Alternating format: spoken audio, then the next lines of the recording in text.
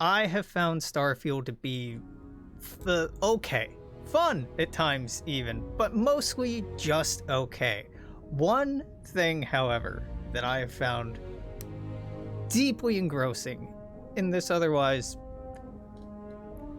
generic Bethesda title that does a lot of things really right, but has pretty awful writing, and pursuing the main quests has introduced painful elements, and I've beaten the game like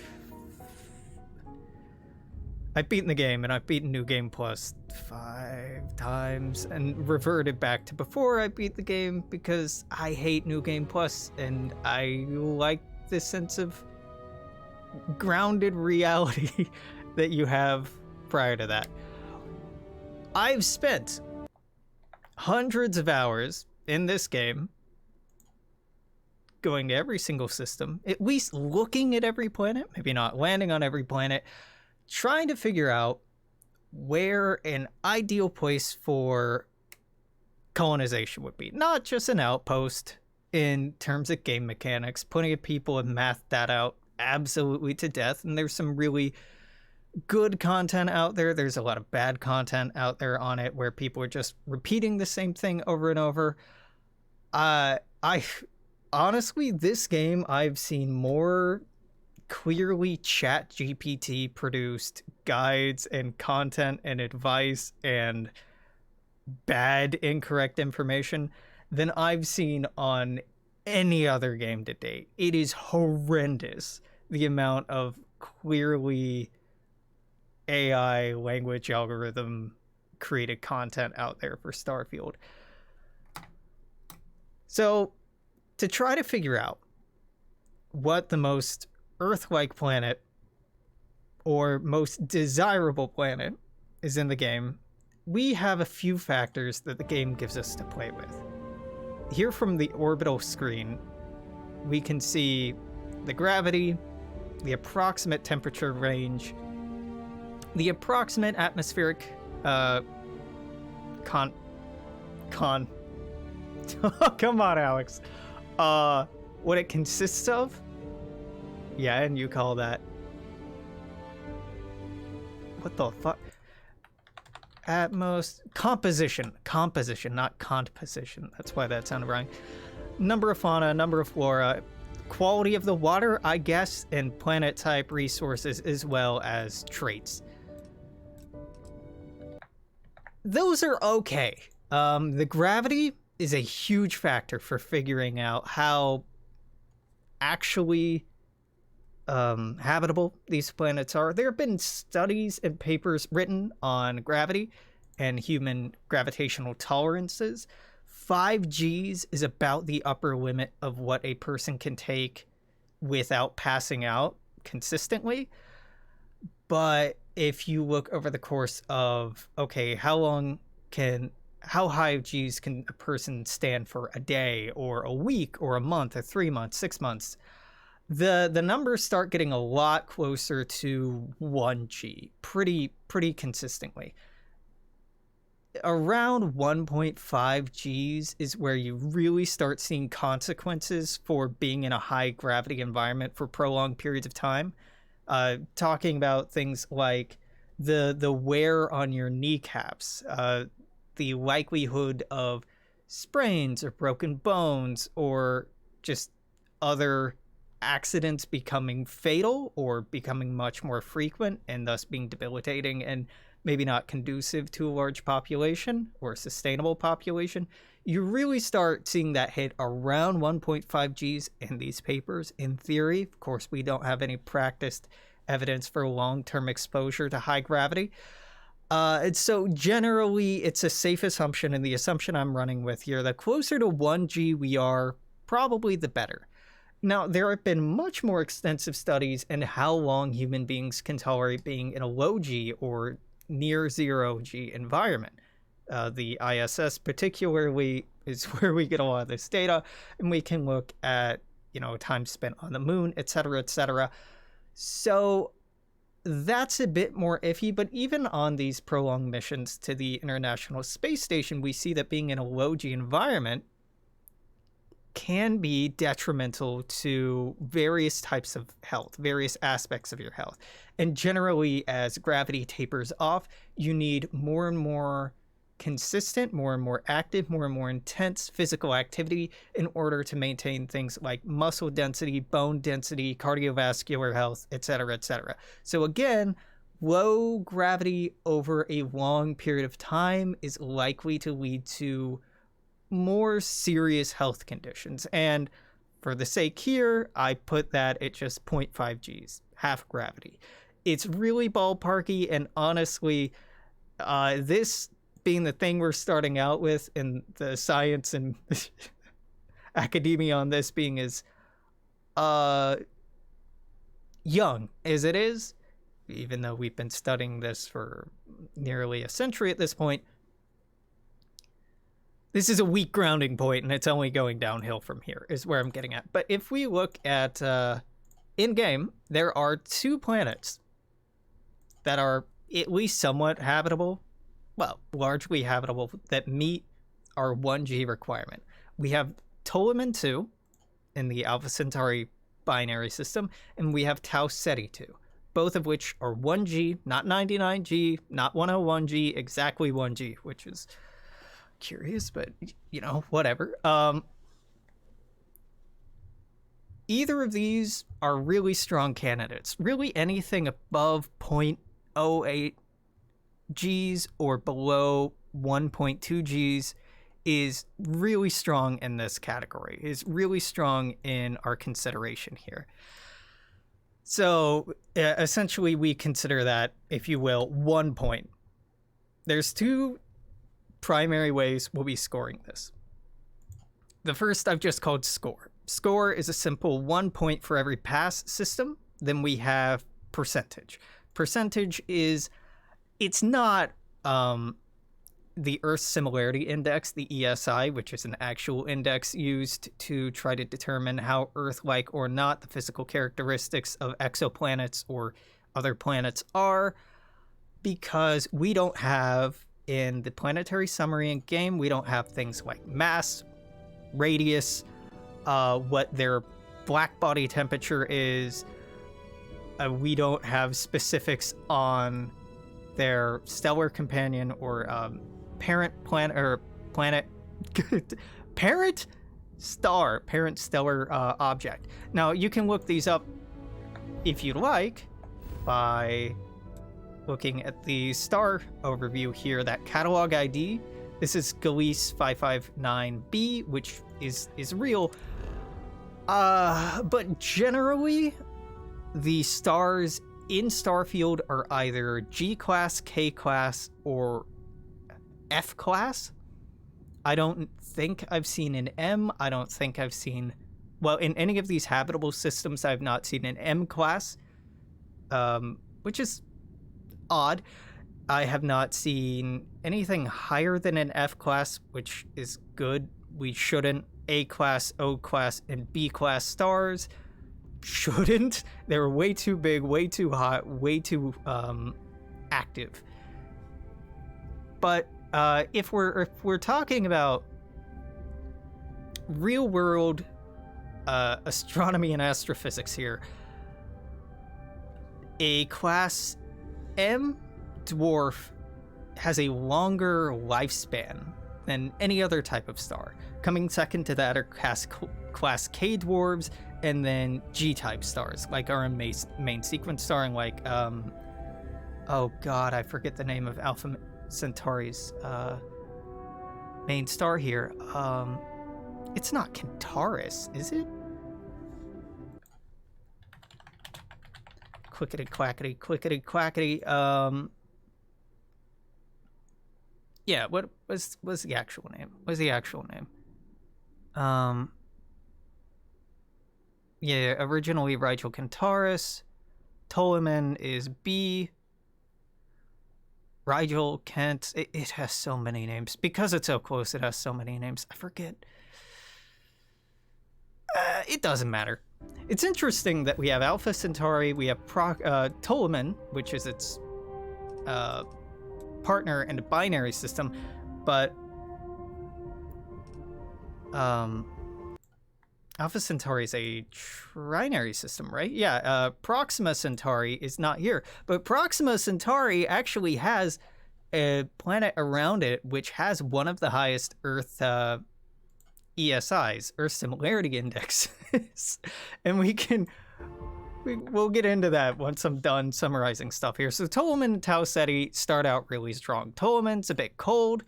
Its similarity to our own resting temperature of about 15 degrees Celsius is negative 18 Celsius, so it's cold. For context, the lowest temperature on Earth. Oh God, let's just make sure I'm right about this.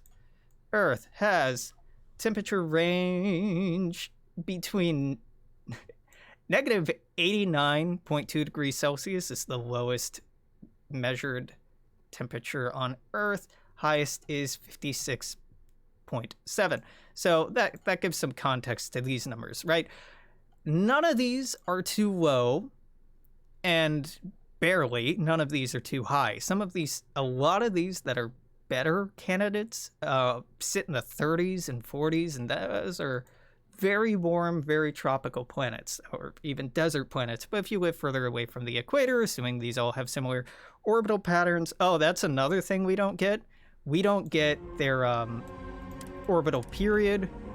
We get day length, kinda, but we don't get year length. We don't get axial tilt, which really, really fucking important for determining the habitability of a planet. It seems as if all planets in-game have days. Even if they are very long days, they still have days. It doesn't seem like there are any tidally locked planets. So that throws out a lot of real-world strong candidates for habitable Earth-like worlds.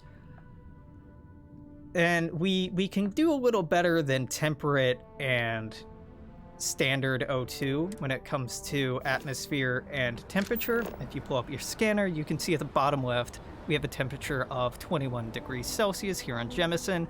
Oxygen content consisting of about 21% of the atmospheric content. And again, we can see gravity there. So that's where I'm getting those numbers from. O2, 21% is about what we have here. It's approximate, and it is remarkable that you get so many with exactly 21%.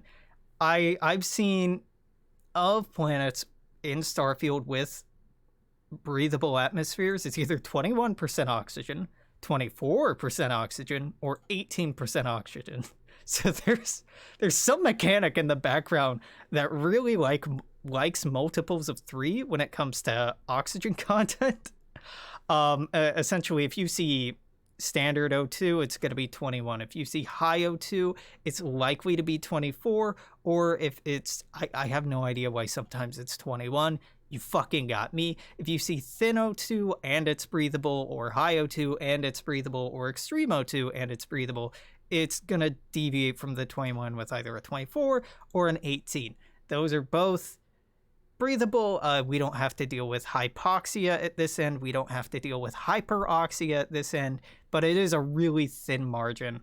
So the percentage match here isn't doing a lot for us. Essentially, it doesn't get the point. Does it not get the point? Then we move on. This is also okay. This is also okay. Whatever. Magnetosphere. We are not given specifics on the magnetosphere here. Essentially, anything lower than average, weak, very weak, none, I've excluded entirely from this list. There are many life-bearing worlds that meet all of our other criteria that just have weak magnetospheres or very weak magnetospheres, and a couple examples. Some of them even have an incredibly high amount of flora and fauna. But we're looking at Earth-like or desirable colonization candidates. We're going to want a magnetosphere. We're going to want to not have to live underground or in shielded bunkers for our lives, or also not to get heavily irradiated. With that said, because we're not provided actual statistics on this in game. I'm not sure if powerful, very strong, and is strong even on here? Does it just go average, powerful, very strong? I'm hesitant because having an especially strong magnetosphere can irradiate you as well. So I'm gonna go ahead and actually change what I did here. If it's strong, no points. If it's powerful, no points. We're not gonna subtract a point for it, but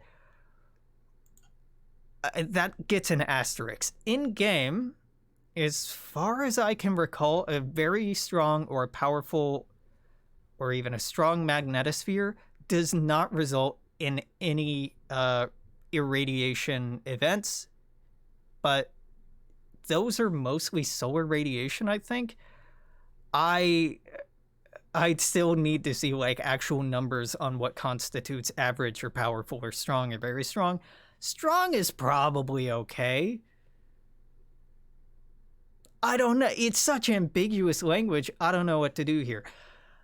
Fauna and flora are other decent indicators of life. You'll see I don't have any colors associated with these because there are methane worlds where you can find double digits of fauna and flora. There are CO2 worlds where you can as well. So just because a planet has a native population evolved to suit its conditions does not mean it's going to be good for people. Same thing with flora. Now, you can take this to an extreme and go in and do more work than I've done. That's a lie. Pay more attention than I have. Maybe make better notes than I have. Yes. Yeah, that's accurate. And note if there are apex predator species or dangerous swarms or whatever else on this planet that would make it less ideal.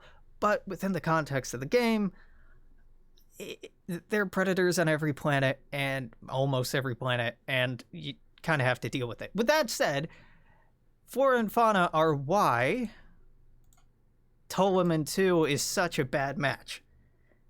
Statistically, it's showing as a pretty good match, but it's fucking cold. So enjoy your frostbite. And there are terramorphs every fucking where in every part of the biome. And that's explained in one of the quests, but oh boy, not a good place. But in canon, we see that Ptolemy had a city, honestly, modeled about as large as New Atlantis. So temperature seems to not be as big of a factor when it comes to where people settle, and apparently fauna isn't as big of a factor either, because it wasn't the fact that there were terramorphs on this planet, it was a specific incident where there were suddenly a lot of terramorphs seemingly out of nowhere that was the big deal that got rid of whatever the fuck the name of the city was here. So fauna and flora, these are kind of vaguely good indicators, but we can see in this universe tomatoes, onions, potatoes, etc. have been grown on all these different worlds. You can grow cacti on so many different worlds. So if there's not a local ecosystem that works well for you, that's okay. Homemade is okay, right? Store-bought is okay here. Water comes in a few different flavors. And again, we're not given specifics on what the fuck exactly these words mean.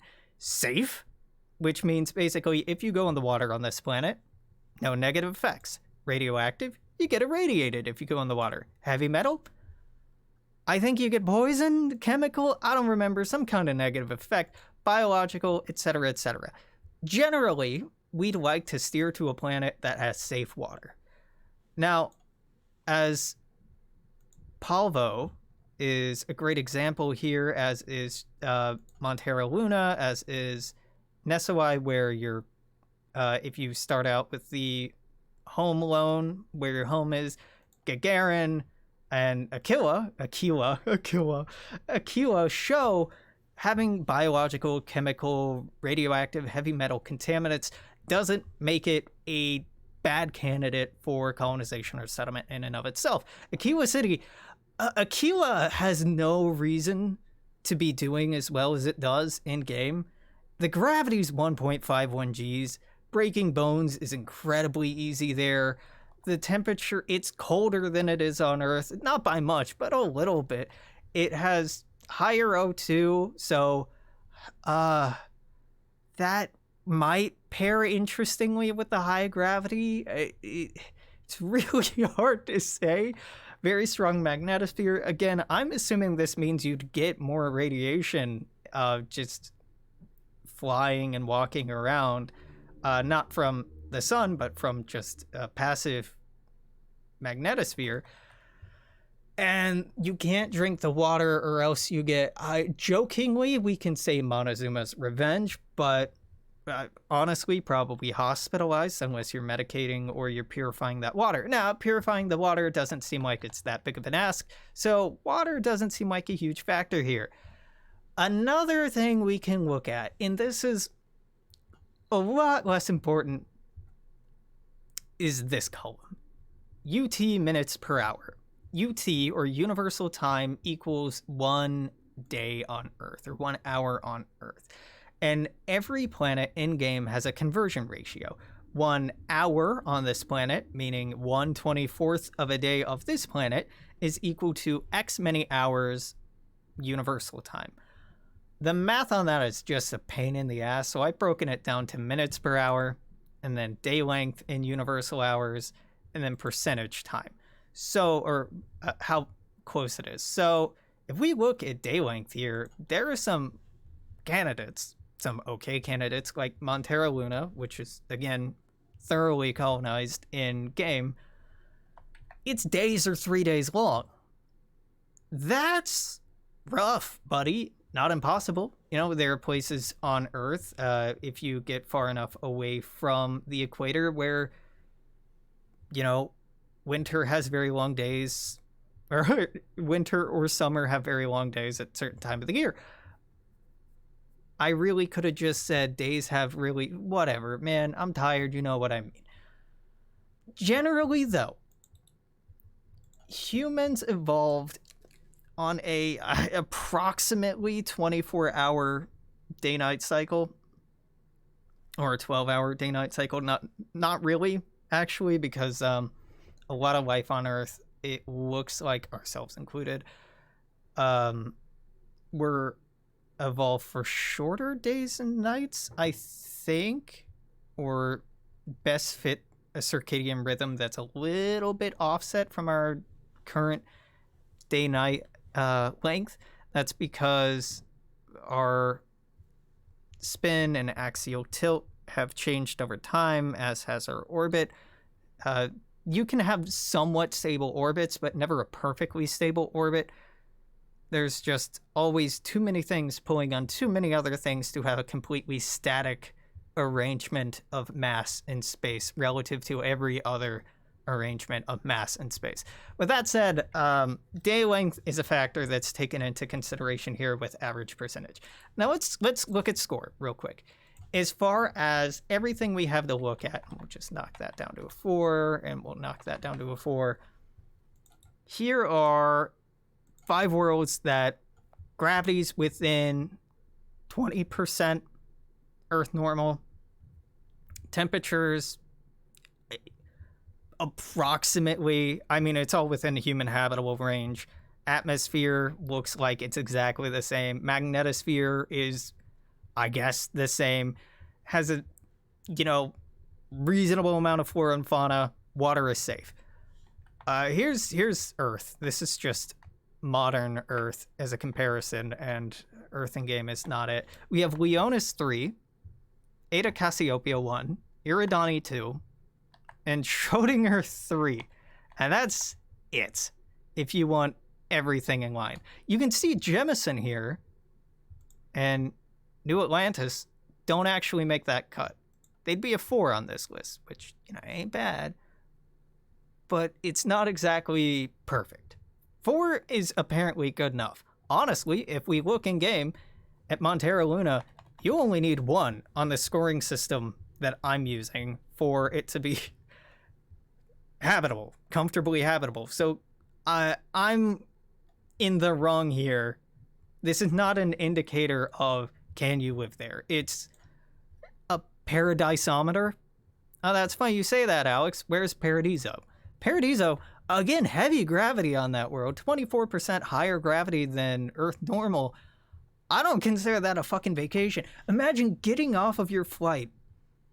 That, in-game, it's not clear on if transit takes days or weeks or if it's instantaneous. Sometimes it's instantaneous, but if you have passengers, it takes days. It's really fucking inconsistent. You get off from your 0G flight to something that even if you were raised on a high gravity world, it's going to feel heavy. Unless you're visiting from Aquila, then it feels lighter. Then you got a low spring in your step. But if you're visiting from New Atlantis, you're going to feel a third heavier coming here. That sounds like a fucking horrible vacation. And temperature, it's not 21C. I love that they made Alpha Centauri, that they made Jemison just like, oh, what's the average temperature of the planet? Preferred human temperature, 21C. Jemison is just written in such a Mary Sue ass way. They're like, it's a little bit lighter, so like that's really cool. And the temperature's just like 71, 72 degrees all year round. It's perfect. Oxygen content's the same. Magnetosphere is strong, so it won't become like Earth is. Water is perfectly safe. I hate it. I fucking hate it. Because Alpha Centauri has no real planet that looks anything like what Jemison looks like. Bethesda have put in the effort to showing here's the catalog ID for a lot of these systems. Not all of them, because in these hundreds of systems, there are some, here's Huygens, for example, that do not have an ID and I presume are just entirely made up. And hey, that's okay, but it is a bit weird. So if we're just looking at score, either Schrodinger 3, which has the fox bat things that drop luxury textile, great world to go hunting on. Iridani 2, which is, you know what, we can take a quick look at these. Why not? There's only a fucking handful of them, and it's probably more interesting than me just talking about it. No shit, Alex. Let's start out with Eta Cassiopeia 2, because I know where this is. Also, this star map fucking sucks. Oh, point to me on the map where Serpentis is. Go ahead. What asshole who never studied map making, who never studied cartography, decided this was a good idea? There's not even like a toggleable, like a filter to show the name of systems. I know Serpentis is right here. Why? Because I've gone to it so many fucking times. But it's a bad map. It's a really bad map. It's pretty and it's kind of cool how it shifts, but also like it's horrible that it shifts. Cassiopeia, Eta Cassiopeia 1. This has 6 different types of fauna, 5 different types of flora. We have coniferous forest, so this is colder forest. Deciduous, wait. Yeah, that's further south. We have deciduous forest, which is eastern seaboard, United States kind of forest. More temperate forest. I think there's plateau in here. This isn't actually going to... Oh, I'm too far away to show resources. I think there's a teeny tiny frozen region. Am I wrong? I'm wrong. Is there any life in the ocean? Nah, of course not. It's a great thing about this this game. Oh, hey, you know the most life-bearing region on our planet? Turns out on every other planet, even the most well-adjusted for alien life, they have like at most 3 species in the water. What wonders of life this planet hosts. What's the gravity here? Yeah, 1.04 G's. Whamp, whamp. Beautiful. It's very pretty. Cherry blossoms all year round. Love it. Let me guess, it's a starborn. It's not a starborn ship. Hey! Hey, it's not garbage. That actually looks pretty cool. This is not bad. Not bad at all. I can't remember for the life of me what lives here.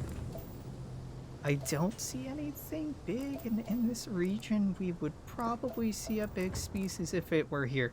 This is another thing I'd really like to see is, oh! Yeah, alright. An okay planet for living on. If you like, quote, lesser silverfish that are human-sized, pack predators? No, solitary predators. Hey, bud. Hey, how we doing? You know, maybe not my first choice. Living with human-sized... I don't really know how this resembles a silverfish, but you do you, Bethesda. You do you. So this is one of our better candidates, and we still have, you know, some stuff going on. If you really want a planet where you're not going to be bothered, there are some that only have those really annoying to scan tiny bug types. Isn't that a good time? Don't you love tiny bugs? Who doesn't? Now, Iridani 2? Iridani 2, not the one I don't know why I picked Iridani 3. Oh, I picked Iridani 3 because of all the candidates, it had the highest gravity. Because that's where I put my armillary. The thought process being, well, those fuckers can't jump over the wall if I put it on a high gravity world. And it's true, and it sucks. This is mostly mountains. We have some tropical forest. We also have frozen hills. These higher ranking ones tend to have more biomes on them. You can get some really simplistic planets that have like mountains and volcanoes, and that's it. And those are... they sure are something. Iridani 2 looks a bit more Earth-like, looks a bit more familiar. I don't think those are aggressive, right? So few planets actually have aggressive flying species. After a while, you know, it comes down to a matter of taste, and unfortunately, despite all the tiny differences in these planets, they really feel the same after a while. And I say after a while, they really start feeling the same very, very quickly. This might not be a great candidate world. Hold on. This is one thing I didn't take into consideration are the traits, because I don't know if traits are consistent through playthroughs. I assume they are. But maybe a diseased biosphere doesn't make this the most exciting place to live. Psychotropic biota, though. I can get down with that. Then what? We have Alpha Turna. I'm right. Alpha Turnus down here, right? Thank God. Alpha Turna 2? Alpha Turna 2, and here's something I didn't mention, has a moon. Our moon, Luna, is incredibly important to moderating and stabilizing currents and the movement of water on our planet, tides particularly. So maybe it should be a factor if it has a moon or not, but of course in game this is not given consideration. What do we have here? Mountains, mountains, mountains, sandy desert, mountains, mountains, sandy desert, frozen dunes. Shitty tattooing. Yes. Yep. No. Okay, that checks out. Sure, fuck me up, dog. Let's take a look here. So that's a hit against Iridani 2. Now, of course, in game, each system is assigned a level, 1 through 75, right? Showing its difficulty rating. It's really gamey and artificial, and I really wish they didn't do that, because it's like, oh, for whatever fucking reason, as you go further coreward, I think is right on the star map. I think, God, I'm probably wrong on this. I think this is to the galactic core.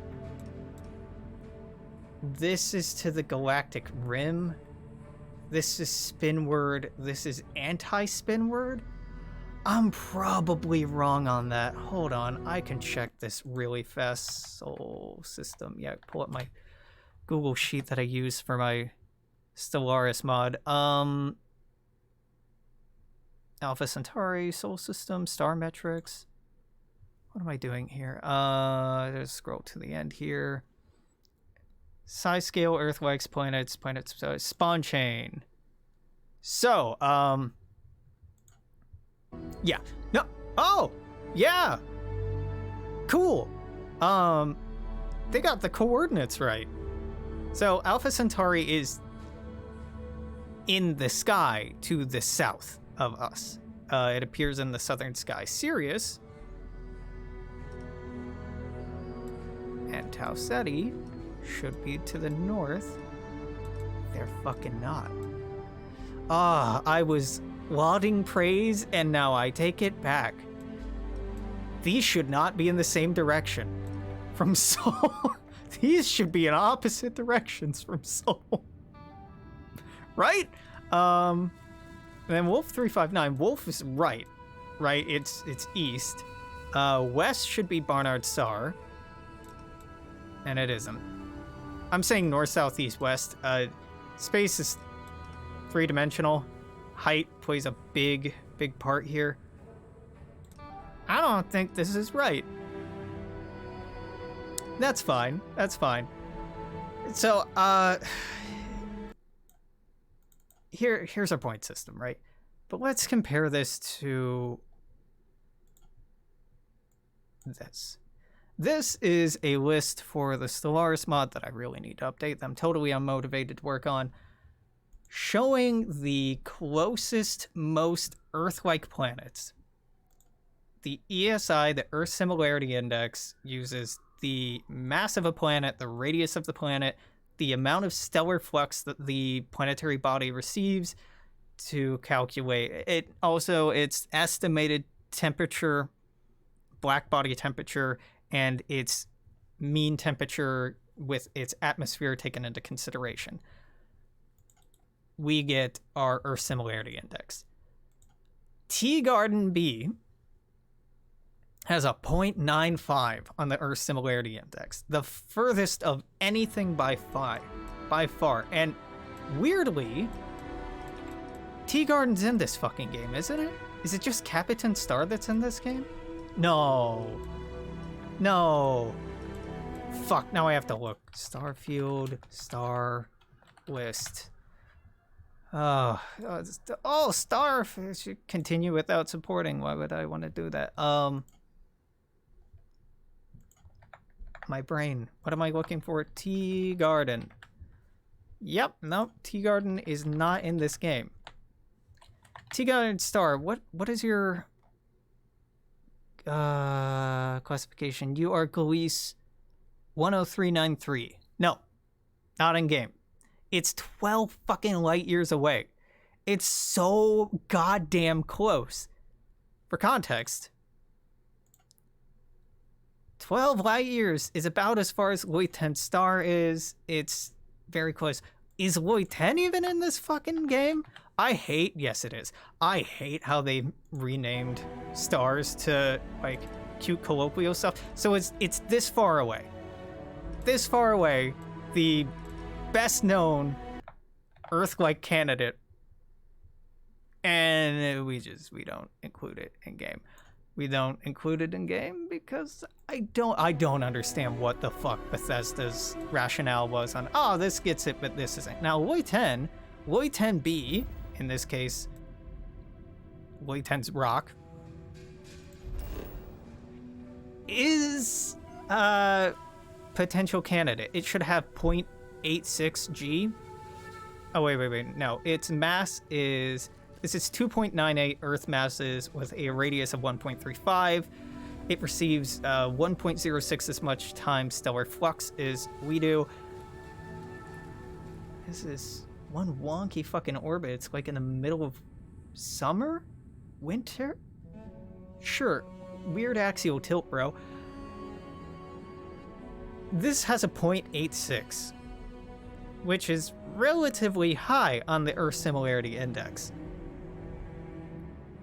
And y'all don't even give it an O2 atmosphere? I mean, to be fair, the Earth Similarity Index is not indicative of if a planet will have life, just like physically how much it resembles Earth.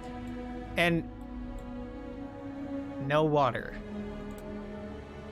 Ocean. H2O.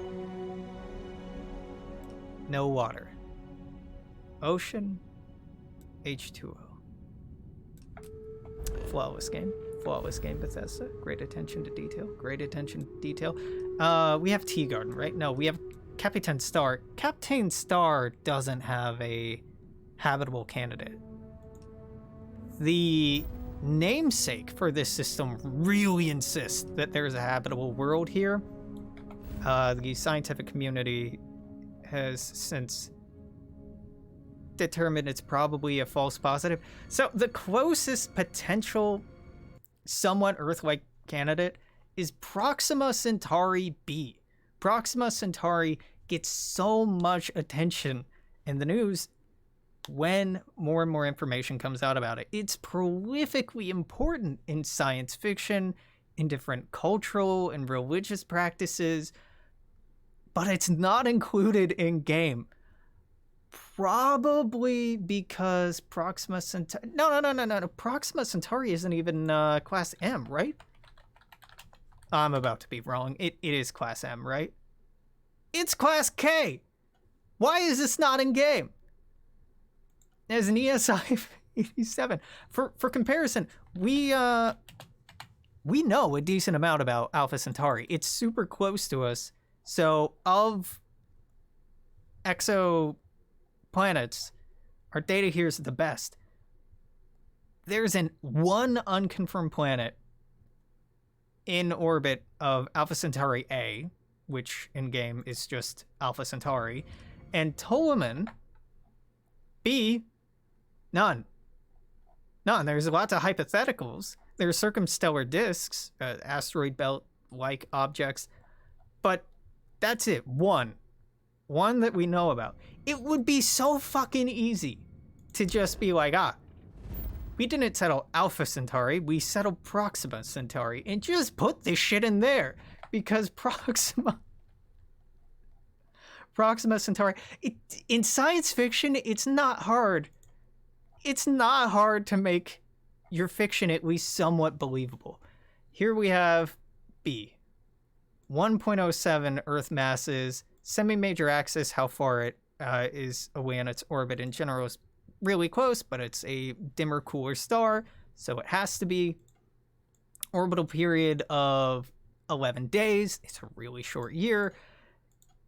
Not a super eccentric orbit. We don't know its inclination. Its radius, it's about a third, again, the size of our planet. And if you do the math, it is good. It's bueno. It means... I'm trying to find... The reason I'm harping on about this is I'm trying to find something on the ESI that's actually in-game. And I don't think there is any high-rated thing on the ESI that's in-game. We have Tea Garden, not in-game. TOI 700. Now, this is a relatively new discovery, only within the last couple of years, or few years anyway. So it would have been too late in development of Starfield for inclusion. But again, all you have to do is change the names of things. TRAPPIST 1. I do not understand why it's not included in Starfield. TRAPPIST is about 40 light years away, 41 light years away. It has not one candidate of somewhat Earth-like resemblance. It has 4. TRAPPIST 1D is a really strong candidate. 1E's slightly less strong. 1F's probably not exactly Earth-like. G, not exactly Earth-like. I think TRAPPIST is not included in this game because TRAPPIST is a M-class dwarf. So all of these planets are... there's a strong argument for them being tidally locked. And again, that wouldn't fit into the hour system that the game uses on planets, which is a real shame. Now, 40 light years, where would this be? Again, we've determined that the location of stars, I'm pretty sure is bullshit. I'm pretty sure is wrong. Like, Alpha Centauri is the second closest stars to Earth. I guess. Why the hell would I want an article from space.com?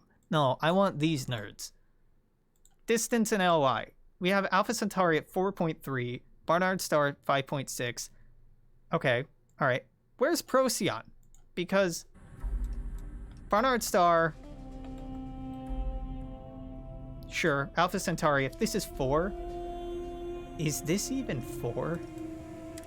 Oh, I'm about to be mad. Please have gotten at least the distance right.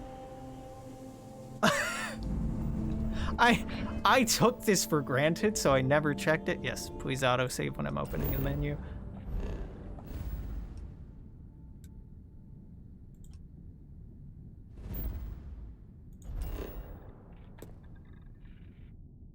Okay. Okay. I'll fucking take it. This is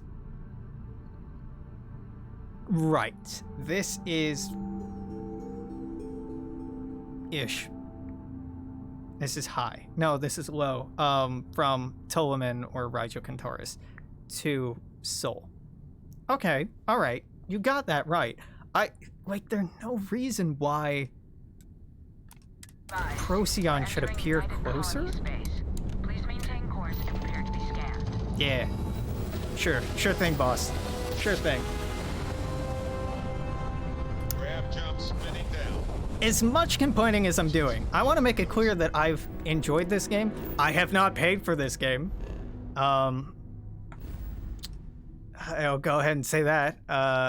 Had I paid for this game, I would probably have much greater annoyance at this shit. Okay, wait, 10 star. I can set course from this fucking screen, can't I? Yes. 12 LY. Is that right? Sword A to Z. It's 12.3, so 12.4. Yeah, that's right. Does that look like 3 times the distance as Alpha Centauri is? Not real. This map is so bad at conveying distance. Like, you're telling me that the section of the screen here and the section of the screen here, this is supposed to read as 12 and this is supposed to read as 4? Even if, you twist it, okay, from this specific angle where I'm having to hold down the mouse to rotate the camera, sure. Again, I know 3-dimensional space you kind of have to portray this way. Procyon, though. Let's,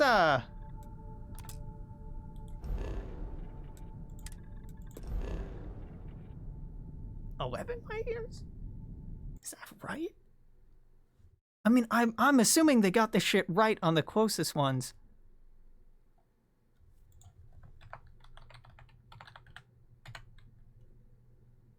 Oh, okay. I'm like, where in my notes is Procyon? It's Alpha Canis Minoris because it's a binary system. Yeah.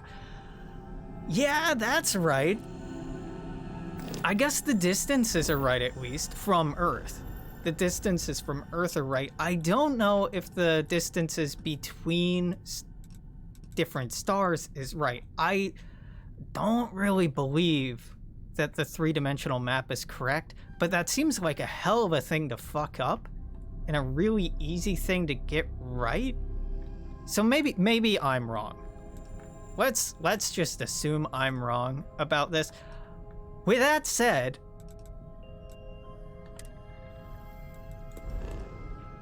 this is 19 LY. Okay, show me something 20 LY, 30 LY, 42 LY. Okay, Parima is as far away from Earth as Trappist is. And Trappist would be up here? God. Okay. Getting this on a flat plane. I cannot tell the inclination of the plane, the angle that we're looking at Sol from. This is not zeroed. Is this zeroed? This might be zeroed? Wait. Yes? Fuck, I can't tell. I hate this map. Point being, Trappist should be on this fucking map, and it should... If you really want to make a science fiction setting, and brother, I'm here for it, there's so many good, real Earth-like candidates out there that are really exciting and really interesting in their arrangement to one another and proximity to one another, and looking at these real-world systems and the possible consequences of the variations between them. Like, what would life be like on a tidally walked planet? Starfield? Nah, we're not going to take a look at that. We have one fucking ocean planet in Starfield, and you can't do anything except go to one city on it. And, oh no, they built a city here, but you build a city here? You build a settlement here? Whoa, whoa, whoa, bro. No, the way that the oceans are done and bodies of water is done, I think is just a flat plane set underneath a surface you can't permeate that aquatic animals and flying animals have the same AI, but one exists in a negative Z environment and the other is in a positive Z environment, i.e. one is up, one is down, and the water is just upside down sky in this game. It feels like, which it kind of is, but definitely isn't. Shit don't sink. I don't know, man. Like, it's so close in so many ways to being good. And it's fun. It's a fun sandbox. The writing is horrible. The UC storyline is okay. The cowboy buddy, they really fucked up with the Freestar Collective. They're just not interesting. Their Ranger plotline is very boring. I don't give a shit about anything on Neon. It's trying to be Cyberpunk when Cyberpunk's already a game out there that's really fucking cornered that aesthetic. So, like, you could have done anything else. So much of the early promotional material was of Neon. Like, look at this fucking ocean world that they settled because there's hallucinogens and this shark. Alright, neat. Do you have any idea how many other planets have hallucinogenic plants and animals in this game? It feels like about half of them. I'd say maybe like 1 in 3. Hallucinogen is incredibly easy to farm. So the whole lore behind this shit makes no goddamn sense.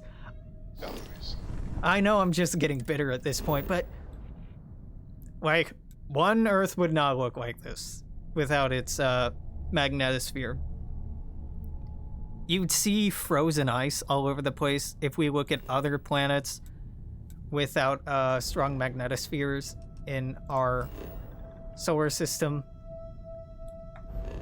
I get the intention behind Earth was, well, there's no way that we can realistically have people land and explore everything.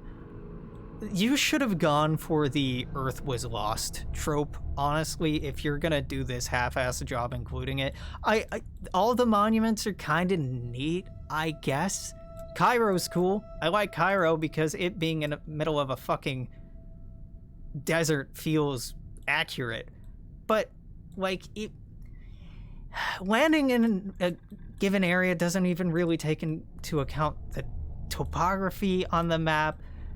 If you're gonna have an entire planet be explorable and it be a real planet, one that we are intimately familiar with, the whole procedurally randomly generated content shtick, man, it feels gross. It feels fucking weird. The moon, you can kind of get away with it. Now, I say kind of, but not really. I really feel that for the sake of the game, maybe spoilers, instead of early grav drives destroying the magnetosphere of Earth, you could have had an accident that made the sun go nova. That's a lot more interesting, and that gets rid of this. Even though I had a lot of fun exploring the solar system, it sucks in Starfield. You can walk on the surface of Venus. You should not be able to walk on the fucking surface of Venus. We have probes that we have sent to Venus that have melted on the way down. 350 degrees? No big deal. At the bottom left, you see any ticking penalties? Oh no, corrosive environment. Oh no, extreme ambient heat. I would not have had the time to read either of those notifications on actual Venus. No shot. It feels like they cut back extensively in the impact of the environment on you. On one hand, maybe to make it more interactive and friendly, but why do that? Just make Venus not landable on. Just be like, it's a fucking inferno down there, dog. You will be destroyed. Can't go there. You already did that with gas giants. You didn't half-ass gas giants to the point where it's like, yo, you can totally land on gas giants. You decided to draw the line here and draw the line at, well, water planets are too hard, so like you can't land in an ocean. But you can land in a greenhouse gas hellscape like Venus? Brother, why? And then, God, just like Io, a very cool volcanically active planet? Nah. Why I say planet? Moon? Okay, maybe like Europa, Enceladus, they have geysers. Clearly, you gotta be able to see those in game. Nah. Just cut it. If you're gonna half-ass the solar system this much, and they got a lot of, statistics right, but if you're gonna get the spirit of the thing so wrong, why bother? Titan's kind of close, but Titan should have seas of frozen nitrogen, or seas of nitrogen, and instead it's all ice. And you look at the resources here, it's water, lead, tungsten, and titanium. No, I don't think so, boss. I don't think so. There's so many fanboys for this game that are like diehard coping about why certain systems are the way they are. I get Bethesda wanted to go more of like a fantasy angle here, but they call it science fiction, and if you're gonna call it science fiction, you gotta put some fucking science in it. And I'm not seeing the science, brother. I'm seeing some nods to science. I'm seeing like pulling some numbers and some, real world information kind of. Wait a minute. Yeah, Wolf 359, or Wolf, is just, this is an M dwarf. Alright, Brohim, and if this had any planets, they'd be tidally locked. Which, Chthonia isn't tidally locked, is it? It probably has, like, a 48-hour day or some stupid shit like that. A planet orbiting this close to an M-class dwarf would be tidally locked. And it won't be. It fucking won't be. Wolf 359 IRL does not have any known planets currently. I think historically there have been... Jesus Christ. Love that long menu time. By the way, 359. Wolf 359 is the Wolf system in game, which is weird. Oh, no, not what I wanted. Weird that they just call it Wolf. Because there's a lot of Wolf systems close to Earth. You have no planetary system. Yeah, B, unconfirmed. This is about 2 AU, 43 mass, 44 Earth masses. So this would be...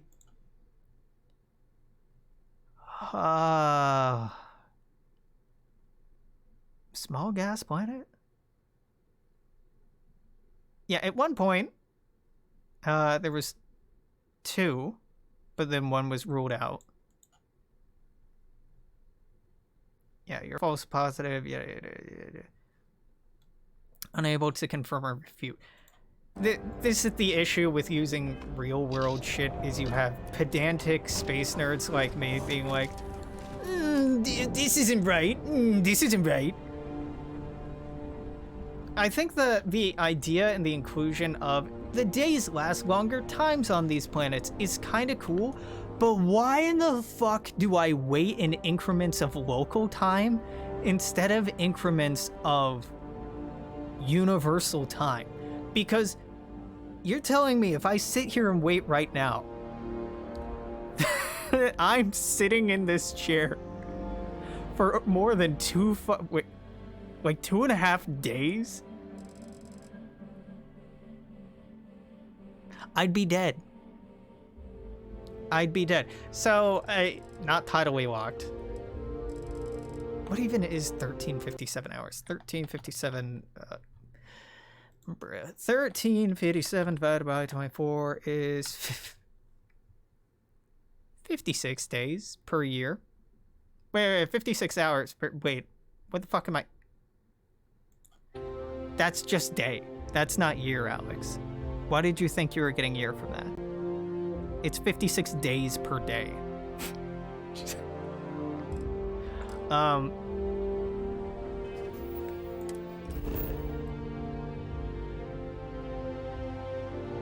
But the fact that there's a day-night cycle at all means it's not tidally locked. What really fucks me up is that we get day-night cycles on some of these moons. Generally are tidally locked to their to their parent planet, to their parent body. So the dark side of the moon, white side of the moon,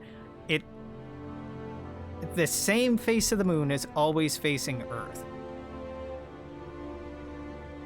And with the moon, it's not a big mitigating factor. Isn't Mercury tidally locked? Wait a minute.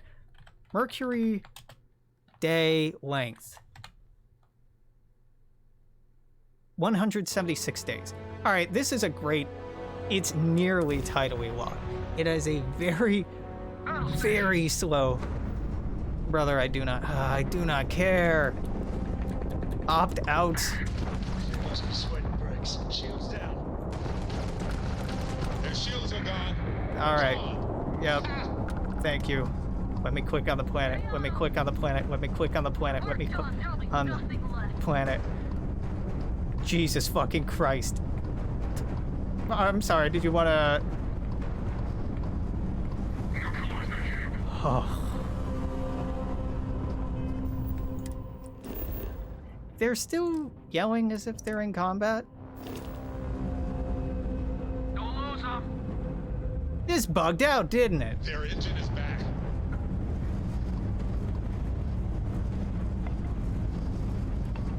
Who are you shooting at? There's no red.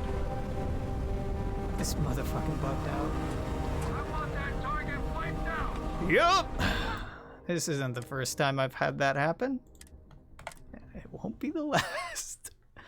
Having combat never end because you killed a ship so quickly that it didn't register as dying. Yep. This is... Even like the fun parts of gameplay, like the gunplay, it does not feel at all evolved from Fallout. If it's the same damn thing. I can sometimes kind of see where all the development time went into. There was a really good post and argument on the subreddit for, it looks like there were other features in this game that were cut, like fuel usage, and that this used to be a much more, in theory, like survival-based kind of game, where you would have to build outposts the further and further you got away from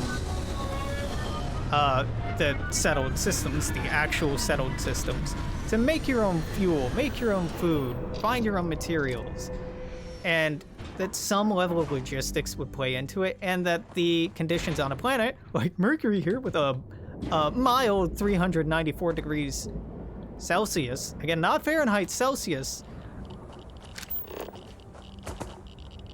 that would be something you'd actually have to take into account. And your scan shows... That'd be cool, wouldn't it? These structures like this would not last on Mercury. You can make structures on Mercury that would survive the extreme heat during Mercury's days, but you would need very reflective surfaces on top and lots of passive cooling and some very intentional material use in the construction of those.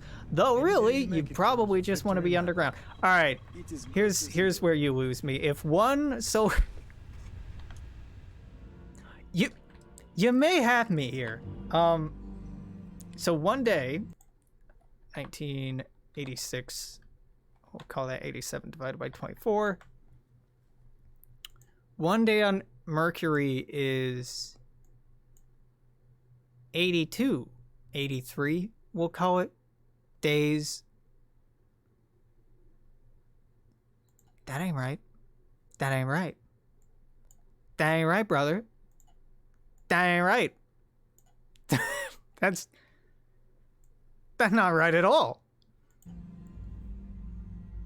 I don't understand.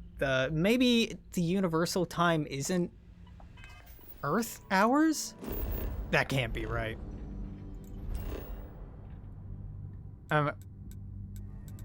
Take me to Cairo. I'm pretty sure 1 Earth hour is equal to 1 universal time. If I'm wrong about that, then, see, this feels kind of normal. Yeah, it's in a desert. That seems about right. Where the fuck did I park?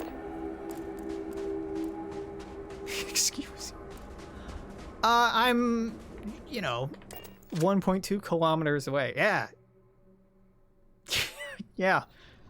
The most natural place to... Why am I leaving the ship?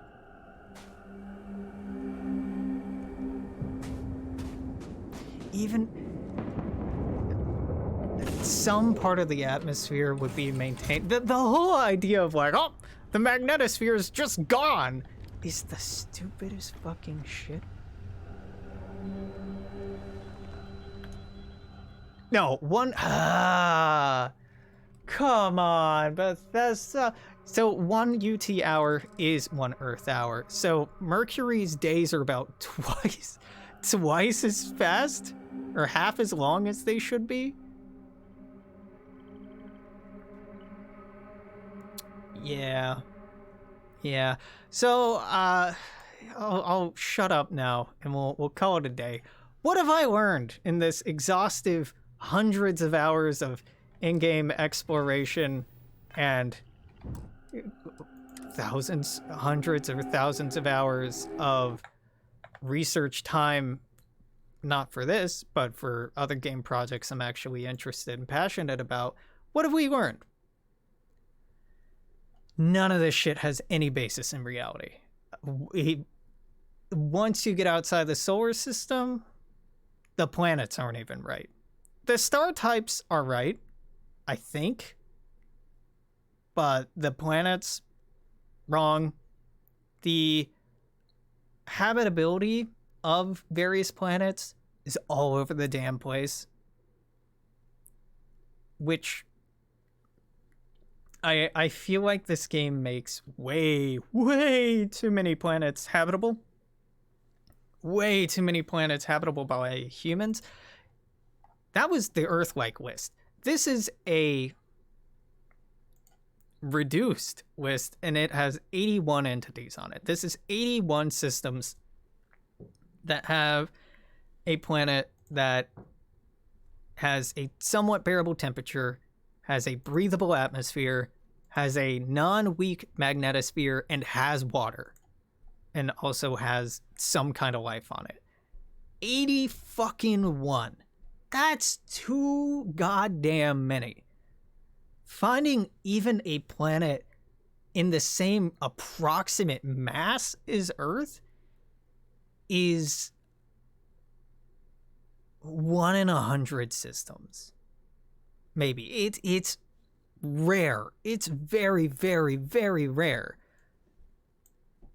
Arguably, mostly because of our current limitations in telescopes. But it's super fucking rare. Within, you know what, here's, what's the furthest body away from Earth? How many light years? I think it's like Bohr, which isn't a real system, 123 light years. Algarab, 100, no. Is there anything further than 123 LY away? I don't think so. Yeah, 123 light years. Within 123 light years. Let's scroll down real quick, and I know you can't make out individual systems. I'll scroll down how many stars are within that area. What? No, this is the short list? This is only within, list of stars by distance. No, not this one. Oh, brother, there's another one. Here we go. This isn't nearby stars. This is just exoplanets. Okay? This is known exoplanets within 124 light years, right? These are known. These are known, and all of these could be in-game. Each and every one of these could be in-game. For most of them, we have... And this is just within 32 LY. Just within 32 light years. That's what we get. And wait a minute. This isn't even light years. No, it is light years. Why? I swear that I saw parsecs at some point. List of exoplanets? Is there just of list of exoplanets? I know Wikipedia has... Yes, thank you.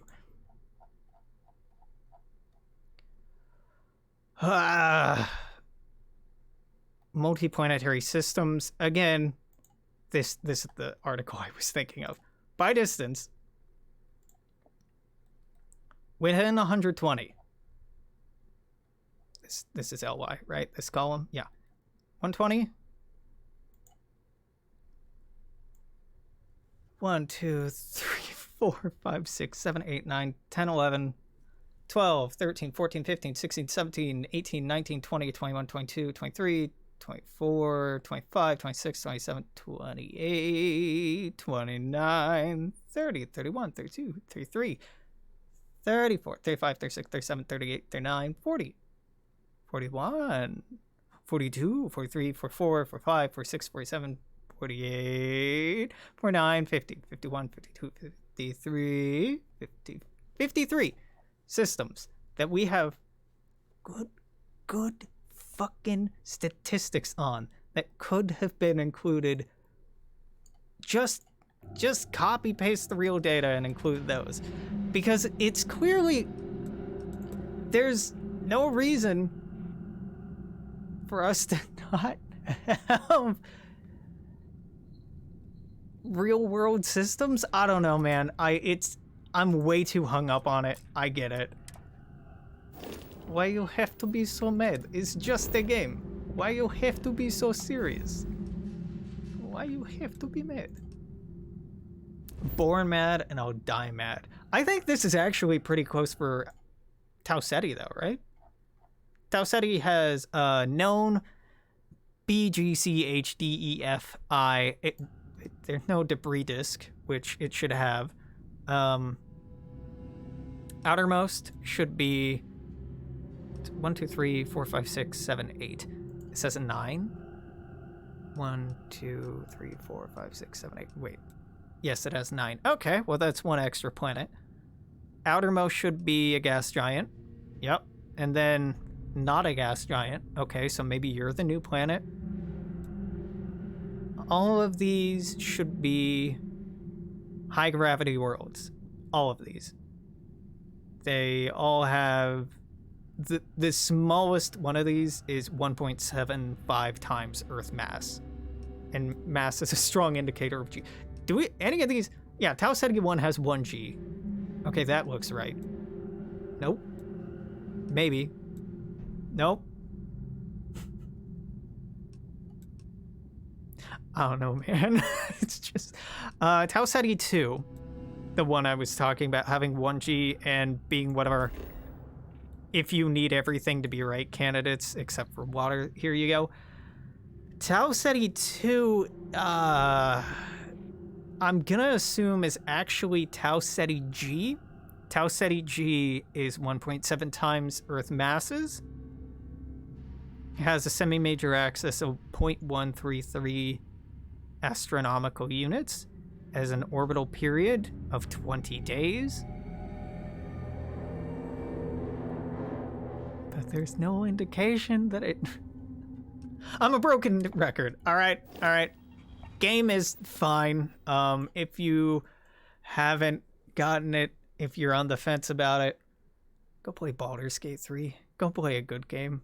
This is an okay game, but it's not a great game. Baldur's Gate 3 is fucking incredible. And I know we're comparing like apples and oranges here, but they're both somewhat healthy snacks. And this is just like, I don't know.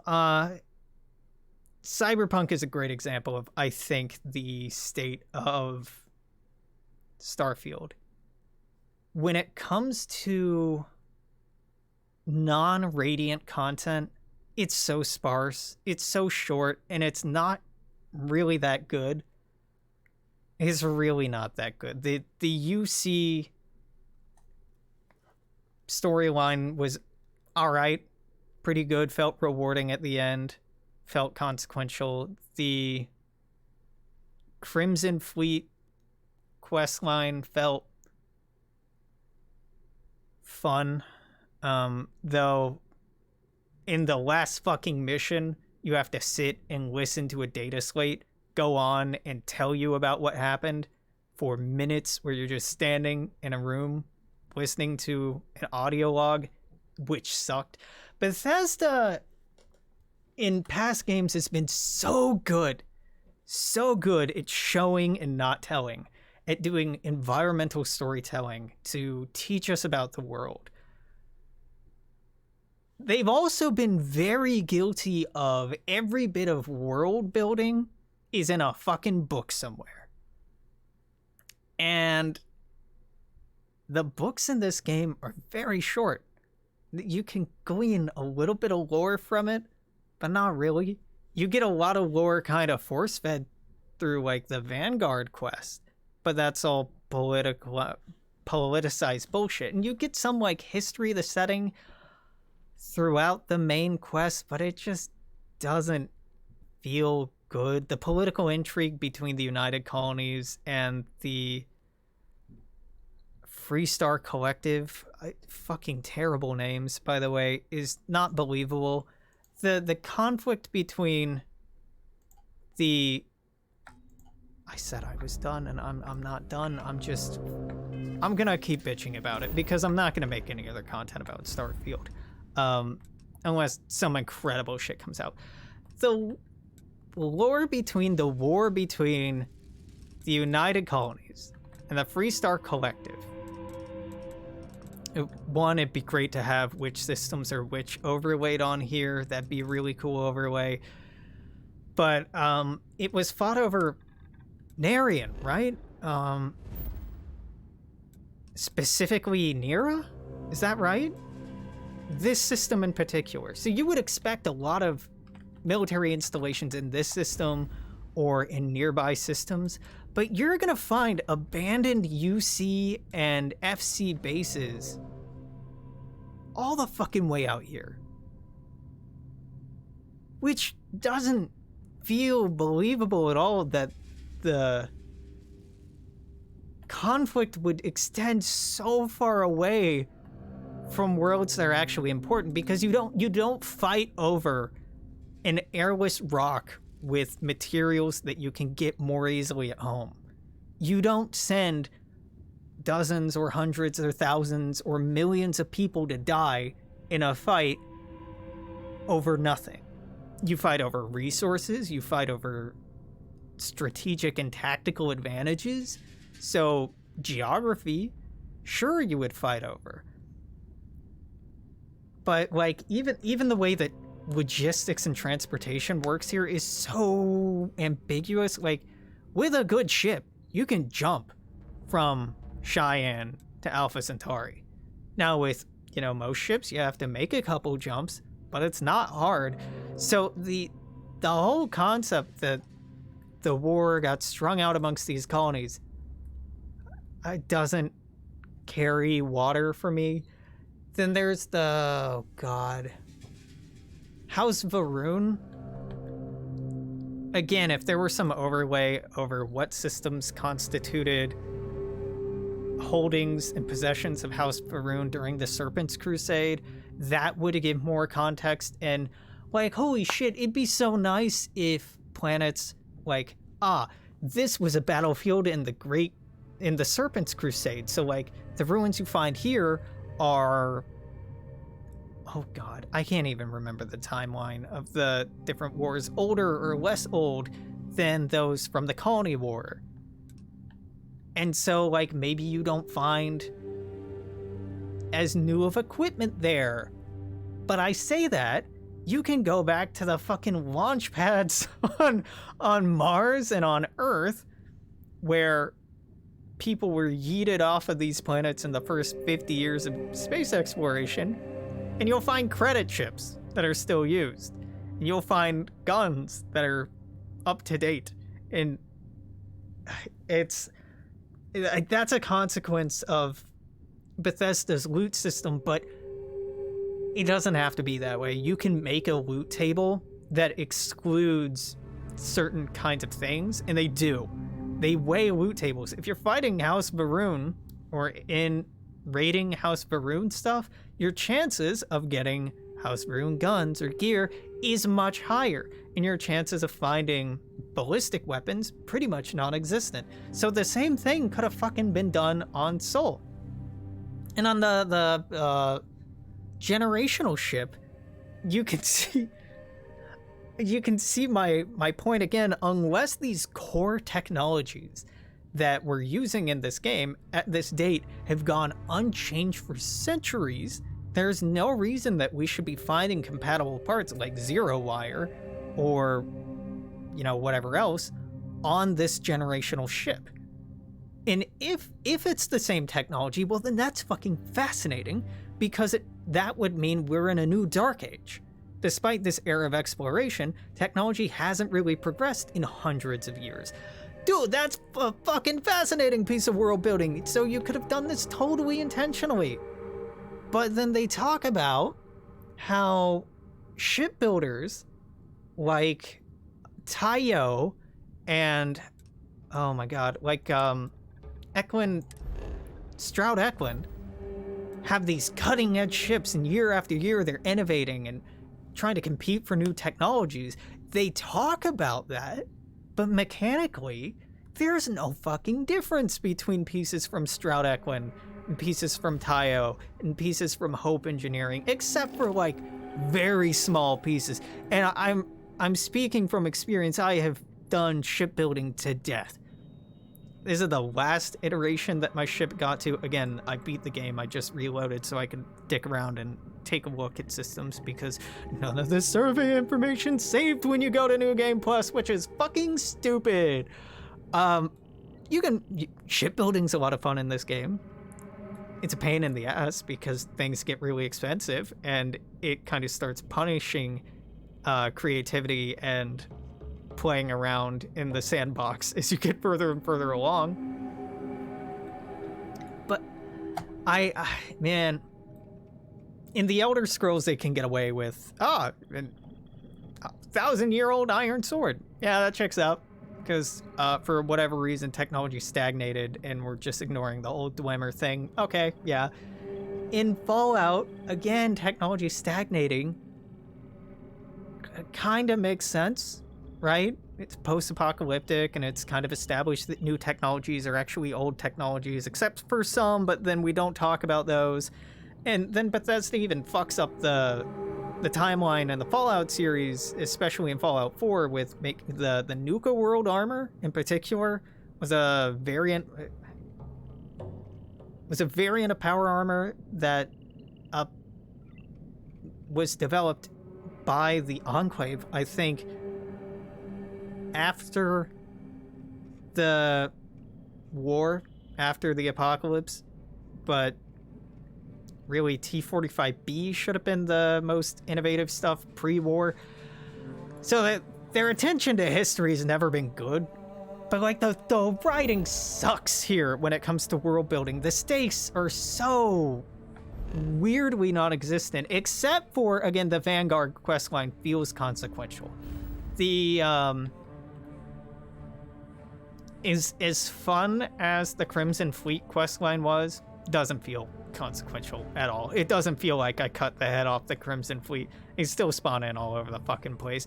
At least with the Vanguard plotline, there are no fucking heat leeches all over the place now. Like, that feels like I've changed the world in a cool, meaningful way.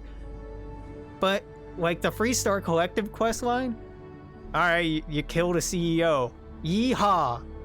Nothing changes. Alright, cool. What a great way to spend my time. And I'd comment on the corporate plotline down here. Didn't do it. I just got too bored and I quit. The writing is so much just told to you. You're told about how powerful mechs are. You're told about how powerful various creatures created for Xeno warfare are. And at least with the products of Xeno warfare, we can go out and see at least the descendants of these animals for ourselves. They do this really well, actually, on Vectera. Or not Vectera, on Crete. Crete, the predatory species on Crete are mentioned in the research lab as being the first, Xeno warfare unit integrated with the Red Devils. Okay, well that's some cool kind of world building. But then I start seeing fucking copy-paste lion bears, which look nothing like a lion, look nothing like a bear, and I see the same goddamn crab on 20 different planets, and the same annoyingly hard-to-see trilobite on 80, hundreds, I don't even know how many planets, and that stops feeling cool, and then the different plant species are just different colored variants, and that's if you're lucky that they're colored differently. Different colored variants and different copy-paste biomes. Like, the writing's so fucking weird and contradictory. When you look at the design of ships, and when you look at the aesthetic of the shit in game, we're encouraged to believe that space travel is slow, that space travel takes time, because if it were fast, if it were always instantaneous, like it is for the sake of gameplay and the way that time is tracked in game, I think, then having all of these habs where people live, where they have a captain's quarter and crew quarters and a fucking workout room, you wouldn't need these. This whole NASA punk aesthetic, which is fine, doesn't make any fucking sense if FTL literally gets us instantaneously. That's why you may have noticed I don't have any living quarters on this ship. That, and they take up too much space, and I hate how everything's modular. If you see a ship with a turn that's not 45 degrees or a 90-degree angle, you're not seeing a Starfield ship. I have seen so much. I saw, got an Alien Survival clip that somebody on TikTok was like, it's Starfield. Starfield when the Terramorph follows me back to my ship. I'm like, this ain't it. The hallways are curved. I'm jumping all over the place because there's just so much that's so close to good, but that's just bad. You get weird shit on the map that is like trying to hint towards being more depth. Like, this means there's a major settlement. Is there a key anywhere that tells you that's what that means? No. Is there anything actually on Europa? No. Why have this then? Why? Like, the way that the United Colonies are talked about is that it's like dozens of worlds. But it's like, you know, if we do a count of major planets, 1, 2, 3,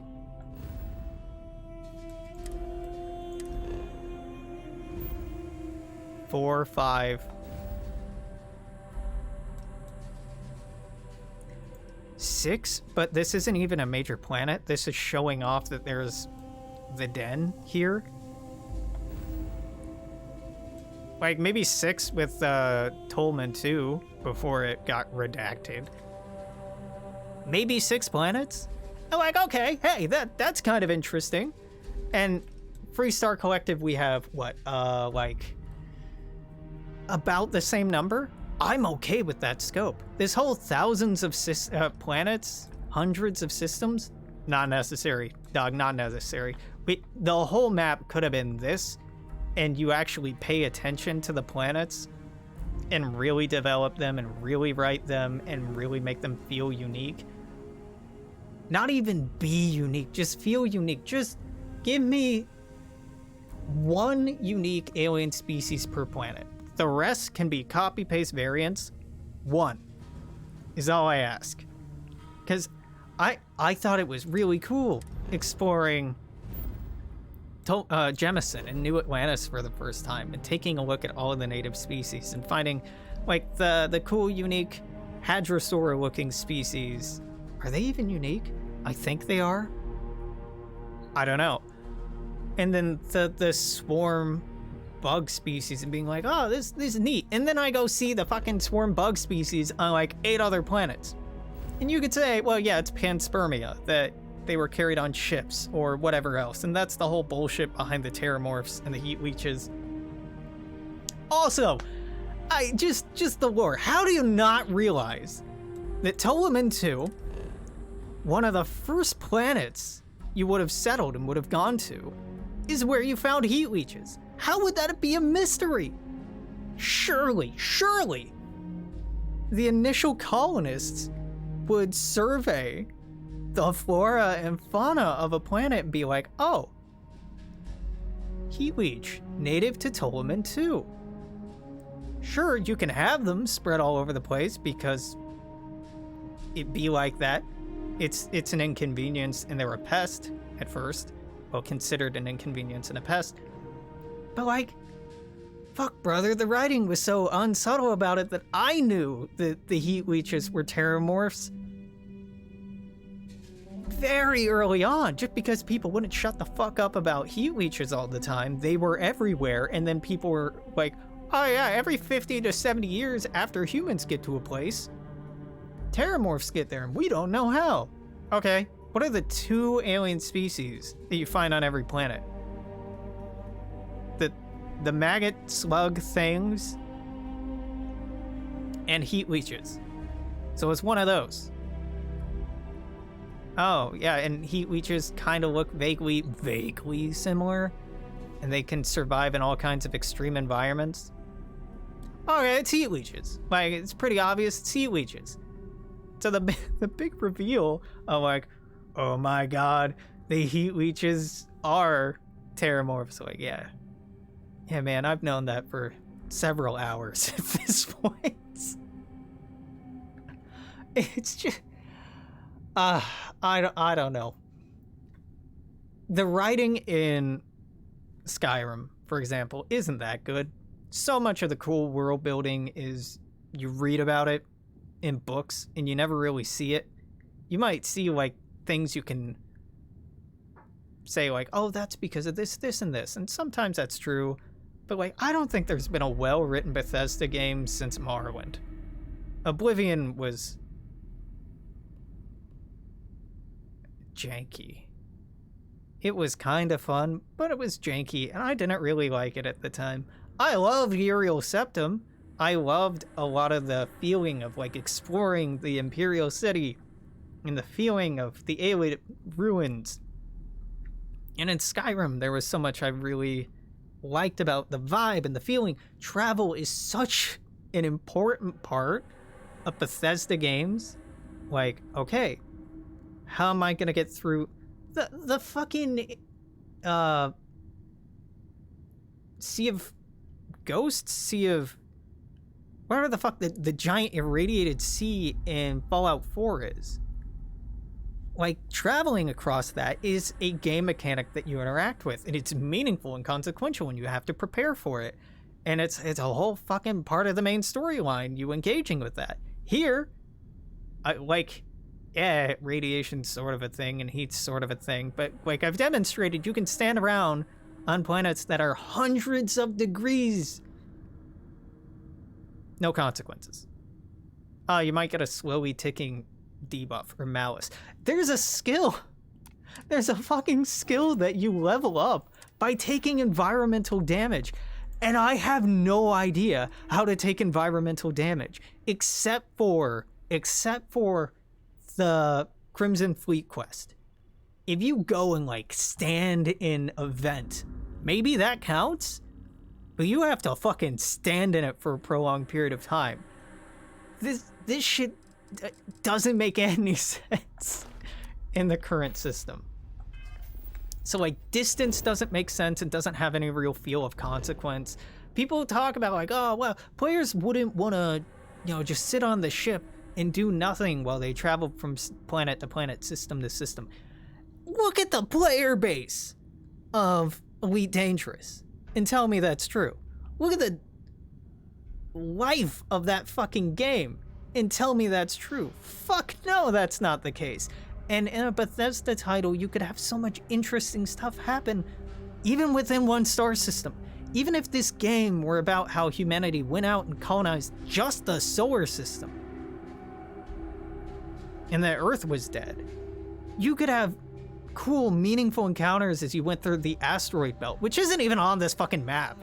As you dock at Ceres or weave your way through the ice asteroids in the belts of Saturn or Jupiter or Uranus, Neptune. Having the idea of trade lanes that exist, like, in Freelancer, where this is where ships go. This is a trade lane because it's a safe hyperspace route or whatever from Star Wars. There are creative ways to create logistics and geography in space in a way that makes sense within the lore and is cool within the lore and feels good in the lore, which lets you design that road, that lets you design things along the side of that road, and lets you kind of hem players in and not just quick travel from A to B. The amount of fast travel in this game is exhausting. It doesn't feel like a space game. It feels weird when you're actually flying around in your ship. That's such a small portion of the game. And yet, when you look at the amount of money you spend in game, like this core resource, I've spent so much on ships. Holy shit. Most expensive ship owned, 610,000. Total shipbuilder credits spent, 2 million. This is what's driven the game for me, is just me want make ship, me want make better ship. Oh, I can do this to get a better ship, and this to get a better part, and this is cool to explore, and that's cool to explore. The armor? Fuck no. All the suits look pretty terrible. House Varun looks kind of interesting. The Starborn stuff looks kind of cool, but the fact that you have to play through New Game Plus like 10 times to get the best iteration of that, It's just exhausting. New Game Plus makes me not want to play the game. It takes so much of the fun out, and it cheapens everything I experienced the first time through. I kind of hate it.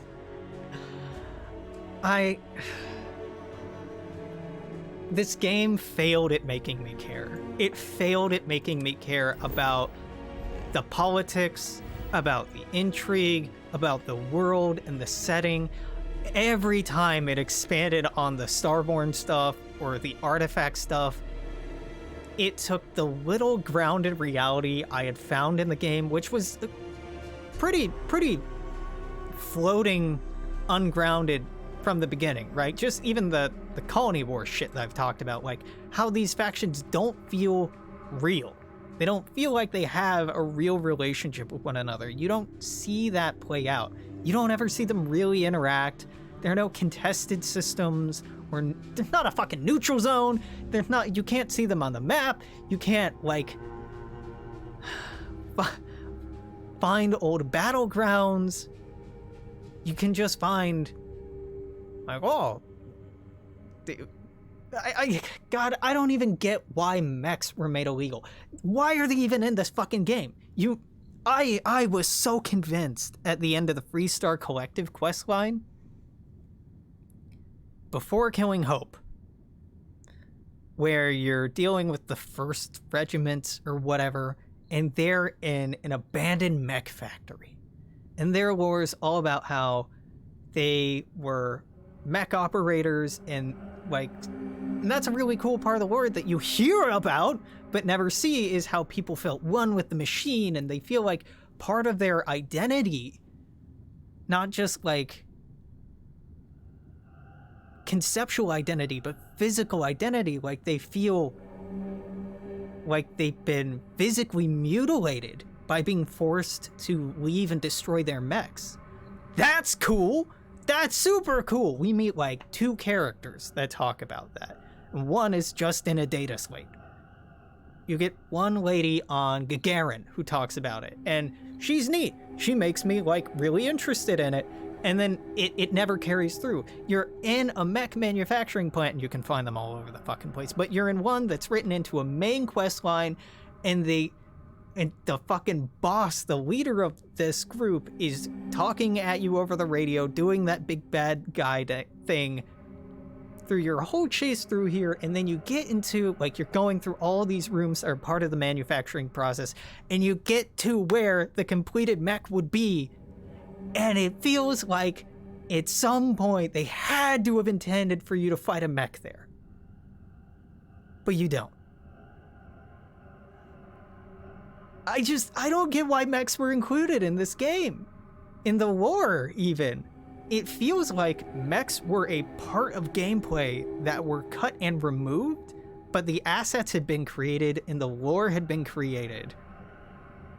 So then they just kind of exist as a thing that once was. In the same way that the fuel system still exists, in the same way that the outpost system still works, in a way that points to, at one point there was more of a logistical survival game, in the same way that point to so many systems in this game feeling really inconsistent and feeling like they're pointing towards something that doesn't exist anymore. At least with the Xeno warfare stuff, that's set up early on, on Crete, on this mission you're forced to do.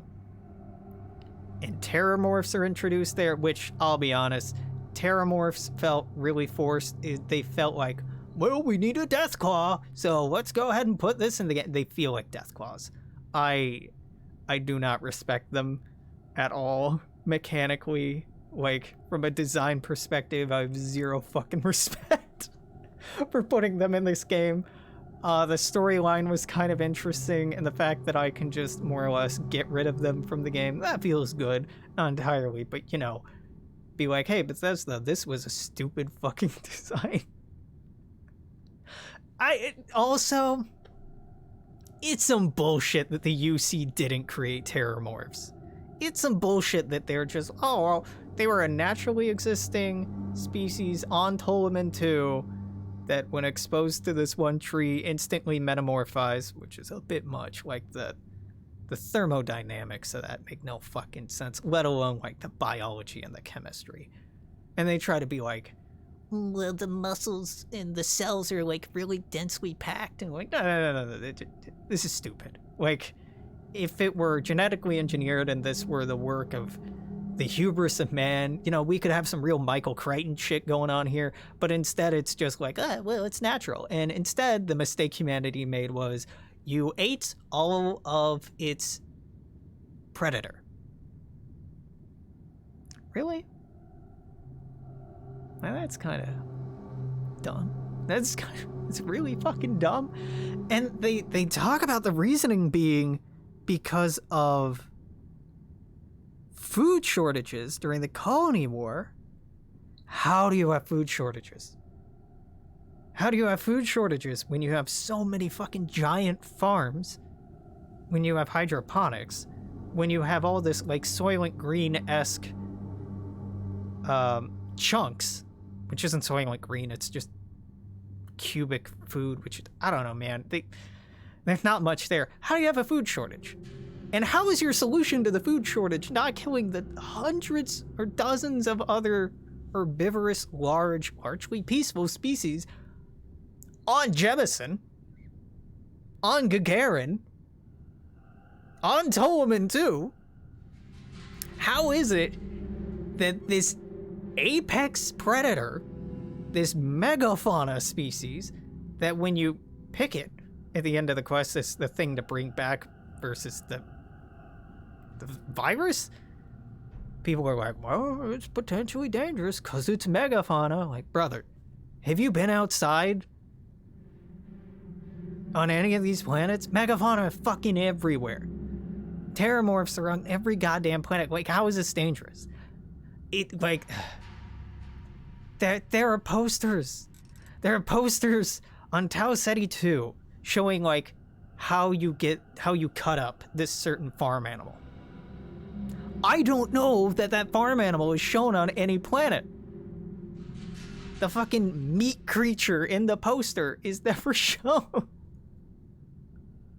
Or at least isn't ubiquitous across these colonies. The whole House Varun just disappeared thing, and no one knows where they came from. Like, even its agents are secreted away and dropped off on a planet, and they weren't shown how to get there. Buddy, that makes no fucking sense. You can go, okay, we know House Varun is active within this region of space.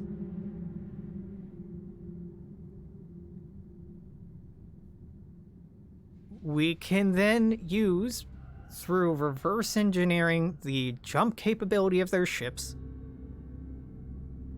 and stars within a certain proximity, you can sweep system by system, planet by planet, and find out where their supposedly hidden homeworld is. It's not hard.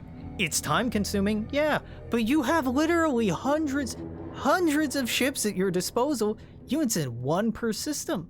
If our ship in-game is of any indication, I get a skill that lets me scan stuff within, like, what? 10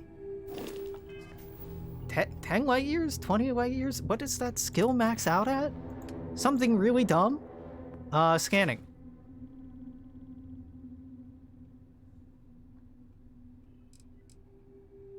No? Is it not scanning? It is scan. Planet and moon surfaces. Planet and moon surfaces. Maybe it is scanning I'm thinking about. No, it's astrophysics, something I put no points into. You can scan any planet within 30 LY. That's huge. And it takes us, we do it instantaneously, even assuming like it took a day with a tiny squad of ships. You could have this done in a month. You could have this done in a week. And that's assuming that our ship is outfitted with some spectacular, you know, cutting edge scanner technology. I would assume that the militaries of the UC and the FC have better equipment. Wait, there's a hidden sneaky faction out there in the stars somewhere. I don't believe it. I don't believe it. The way they shift back and forth between the gravity drive or the grav drive lets us go anywhere in the galaxy. Except it doesn't. Except it has a finite jump range and a fuel cost. So there's a limit to how far you can go before you can refuel. And they could have just said, like, you can refuel through ram scoops. Like, again, fucking oh my god. The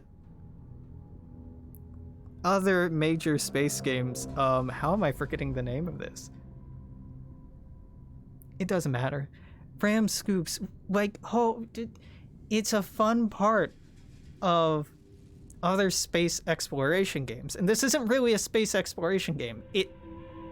You do a hell of a lot of planetary exploration, not a lot of space exploration. You don't have to refuel at gas giants, or using ram scoops by a sun, or by finding a moon or a planet or a planetoid with helium-3 deposits and mining it, refining it. That would be really cool. And conceivably, in universe, that's something that has to happen. Because you find a companion, or a crewmate, whose ship has run out of fuel. You find multiple people, I think, whose ships run out of fuel. And that's not a thing that can ever happen to the player.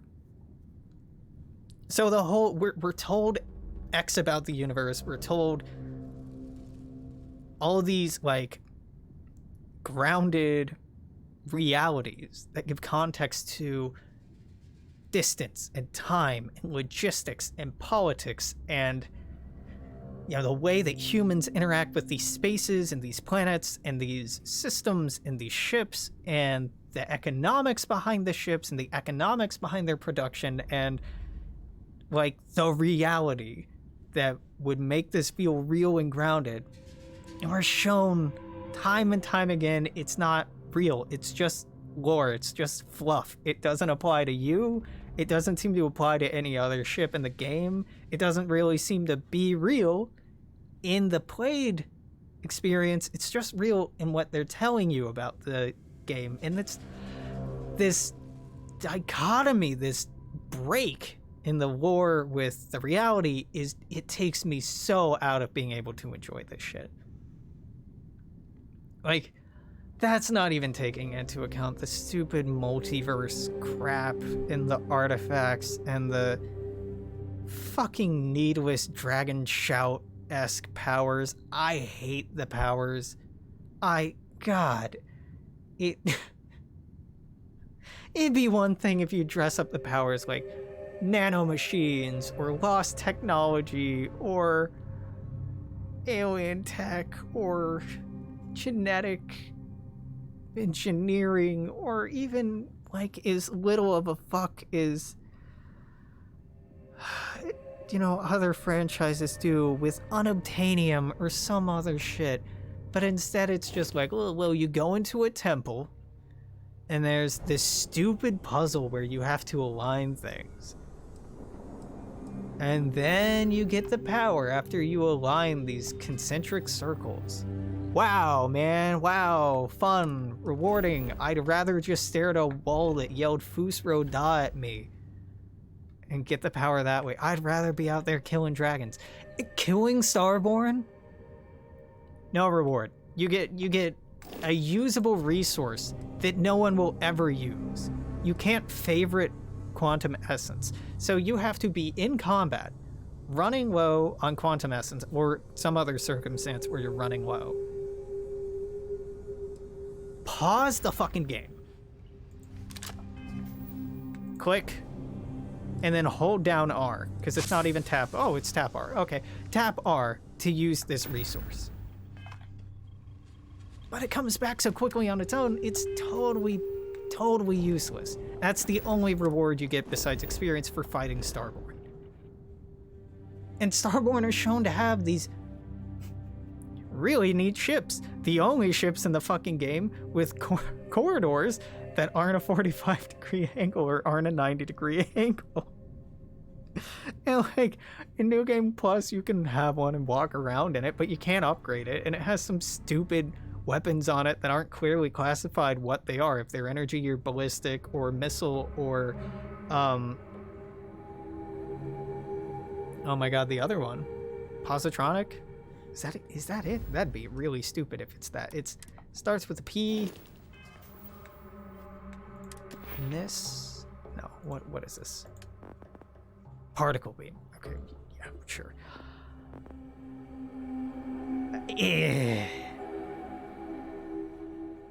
I don't know. I'm blown away that Bethesda gets away with this shit time and time again. Like it's not low effort.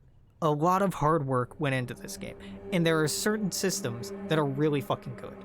Like having to work at a skill to level it up, but in a way that doesn't just give passive XP, like jumping a lot in Morrowind or whatever, but actually having specific goals. That's cool. That's cool. These trees, I think, are pretty good. The experience gain overall, not so great. The fact that a lot of people who are really try-harding this game are getting experience through going on planets like I did and just killing a lot of aliens as you explore, that sucks. That should not give more experience consistently than quests or, you know, fighting human beings with armor and guns. Blowing up a ship should feel like it's worth your time. Bounty hunting missions should feel worth your time. The mission board should feel worth your time. It doesn't. The returns on that are so bad. And the amount of money you get and experience you get just wandering around and killing shit, way too high. Way too high. Granted, I'm saying that with the scavenging perk maxed out. That was true before I maxed this out. It's way too fucking much.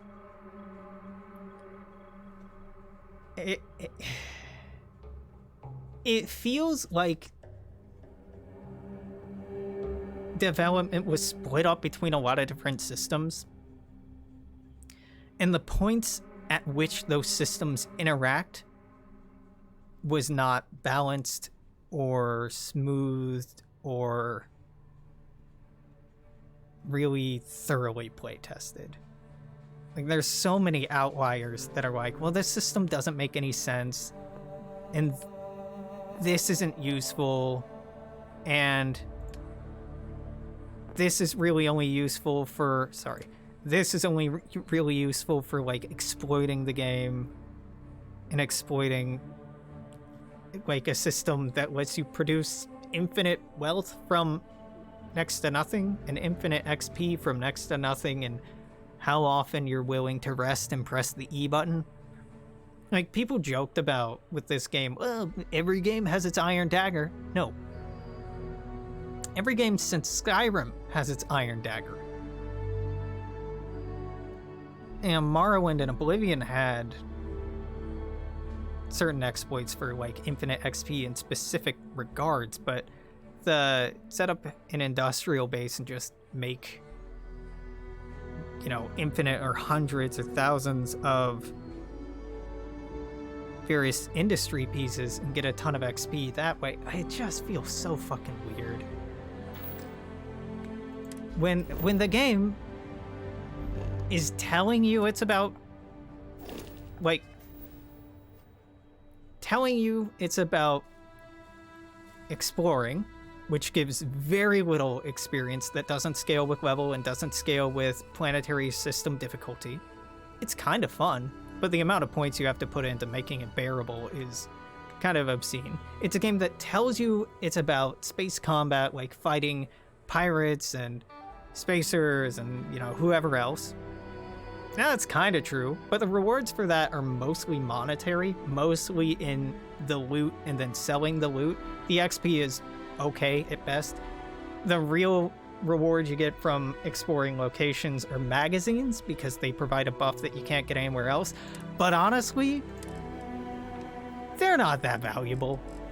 The bonuses they give, one, I don't know if they carry over to New Game Plus. Jesus Christ. And 2, I don't know if they stack. So I haven't collected them all. And yeah, surveying, it's a way to get money, but no vendor who buys your survey information has this much money. The problem you'll run up against over and over and over in this game is somehow the player's running around with millions of credits, and a store can have like 10,000, maybe. Even if you actively engage with them and buy all of their stuff over and over and over, they don't keep that much cash on hand, and they don't invest in their business, and like it doesn't feel like you're meaningfully interacting with the world. Not really. It's so shallow. It's so shallow and superficial. And if you let it be that, if you don't want it to be more than that, it's fun. It's enjoyable. But if you want it to be something you can get really immersed in, the game so often just beats you over the head with things that make it hard to maintain that suspension of disbelief. Like, role-playing in this game is something that feels like you have to go out of your way for it. Like, it's actively detrimental to have a captain's quarters or a crew quarters on a ship. That's mass that you could better be using allocated towards fuel or cargo or weapon systems or better or more engines or a better reactor, or you know, you can max out everything on ships really fucking easily. There's one clickbaity video from content creators I otherwise somewhat enjoy talking about make the fastest ship in Starfield. Like, dude, it's so easy to make the fastest ship. 150 speed or 180 speed when you're fully buffed is not hard to do. It's very not hard to do. And the engines they use weren't the best mass to thrust ratio in the game. And like, God, if you want if you're really try-harding and trying to like max out every system, the best hull piece to do are not these big chunky pieces that look like they should be good. These are actively bad for my ship design. They provide nothing except mass. Like, I can mount guns on them, but it'd be easier for me to mount guns on a horizontal weapon mount than this. I could have 4 horizontal weapon mounts for one of these shapes, but this looks cool, so I have it. And it's just so hard to make a cool looking ship with a lot of crew space without just having habs out the wazoo. Like, inevitably, once you start getting into bigger and bigger ships, they all start feeling really rectangle-y. And even small ships tend to fall into that because the mounts for things are on these 90-degree angles, and everything snaps on a 90-degree angle. And smoothing out those 90-degree angles is really fucking rough. And you have to basically go for like a chevron or a V shape, or like really go out and make like an A shape or an H shape, or try to do something to break out of the optimal shape, which for this game is cube. Cube is an optimal ship shape, especially if you want this to land at a landing pad, as this can't. Because this is 21 aft, so it's 42 meters in length, which is 2 meters too long to fit on a small landing pad, which I guess sort of makes sense, but the ground coverage isn't 42 meters between the landing pieces.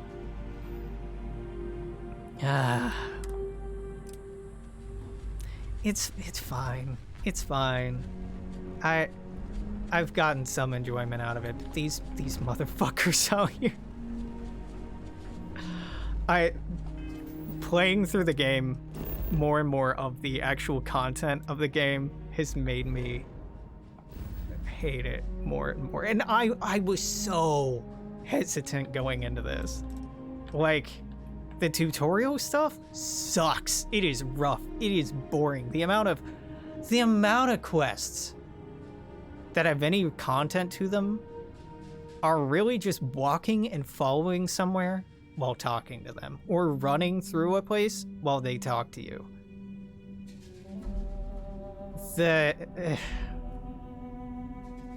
There's so much telling you what's going on without showing you what's going on. There's so much telling you about what people are, or what they do, or who they are, and not showing you. It's like the writing's bad and the level design is okay. You know, honestly, pretty okay. Some of the areas are just a headache, but like pretty okay. And the game systems generally are good, but where they interact with one another, horrible, not balanced, not tested.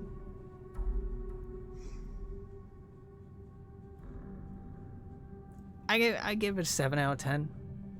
6 out of 10. I won't play this as much as I played Skyrim unless some crazy quality of life and immersion and depth mods come out, like mods that make it so that I can like actually enjoy role playing in this instead of only really enjoying exploring and shipbuilding.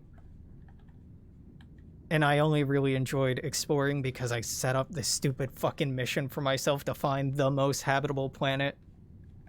Which I ended up settling on a not so habitable planet for my actual base over here in Strix 1. Why? Because it's a high level area, so it's easier to jump back and forth between, I'll be honest with you, grinding through House Varun Zealot encounters, trying to get one specific gun that still hasn't fucking dropped. And the fucking bitrate going to hell as I'm loading this area. I just... Why am I still getting that in here? I shouldn't be getting that in here. Needed some caviar. Yeah, the NPC AI is dog shit. It makes the settlers from Fallout 4 look groundbreaking. Oh, I'm getting that because of this. Wow, that is... For something? If you've never had an AURAL, oral migraine, looks a lot like this. It looks a lot like this. I have turned over heaven and hell looking for a superior Varun inflictor. I've spent days trying to get this to drop, and the way to do it is just to play on a harder difficulty, but that's fucking stupid, and I can just console command it to myself, and I probably will if I keep playing, but I probably won't because none of this shit carries over. So spending all this time customizing your guns and customizing your armor or getting unique sets of armor feels so pointless when you go to start New Game Plus because none of it comes with you. All that carries over is your XP, your level, and your skills. Unfortunately, your traits also, your background can't change this. Can't change this from game to game. So I'm wanted in every fucking game. I only took wanted because I'm like, oh, that'll make it easier to level up my piloting abilities. And it has made it easier. Dream Home is terrible and you should never take it. There's so many houses in this game and the Dream Home is big, but the home customization in this game is terrible. Again, Fallout 4 looks good by comparison. Kid stuff was fun, and like kid stuff felt good. Kid stuff is where you can actually get some neat little role playing and actually feel kind of tethered to the game. I was hoping Dream Home would do that, but then I tried making my Dream Home into a base, and it's such a fucking pain in the ass to set up crafting in that house and sort through storage. It's just not... that ain't it, Chief. That ain't it. You have to store all the resources on your ship unless you want to... I tediously designed a system where I had 3 storage containers in this fucking house for every letter of the alphabet. and I would store quality, like common quality in the top one, uncommon and rare in the middle one, and like unique and epic rarity in the bottom one. And I had a workable system, but it was agonizing and horrible, and you should just build an outpost if you want to do crafting and not have it on your ship. Don't do home stuff. It feels bad. The background is like kind of fun. The whole point of a new game plus is like, oh, okay, I want to go again, but not letting you change anything that would give you a different version of the game. In doing that is just so fucking brain dead and lazy. You have to create a new character or use console commands, and honestly, I just use console commands. The spacesuits do nothing for me. I'm using the Explorer set with, I think this is a tracker helmet because of the stats. But the Bounty Hunter set looks so bad. This looks like dog shit. Man, the frame rate's horrible. The frame rate is god-awful in-game. That's my fault, probably. I'm gonna blame that on my graphics card. That's on me. But oh my god, just all of the suits look bad, and you like the Mercury suit that you have to get all the snow globes for. It looks like shit, and it isn't good.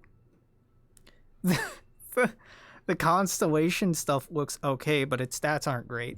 And if you find really cool looking equipment early on, well, sorry, the Marine armor, not actually that good.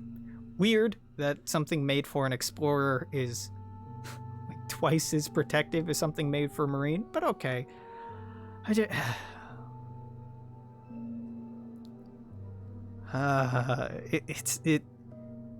It's aggravating in how close it gets to being good. So consistently, over and over and over, it gets close to being good.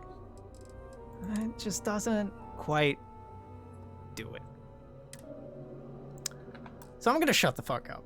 I've been going on way too long about this. I seriously just wanted to go in and be like, hey, let's talk about this one niche little thing I've spent a lot of time getting data on in Starfield and be like, oh, okay, let's take a nuanced look at how they do habitability and how they do Earth-like planets, and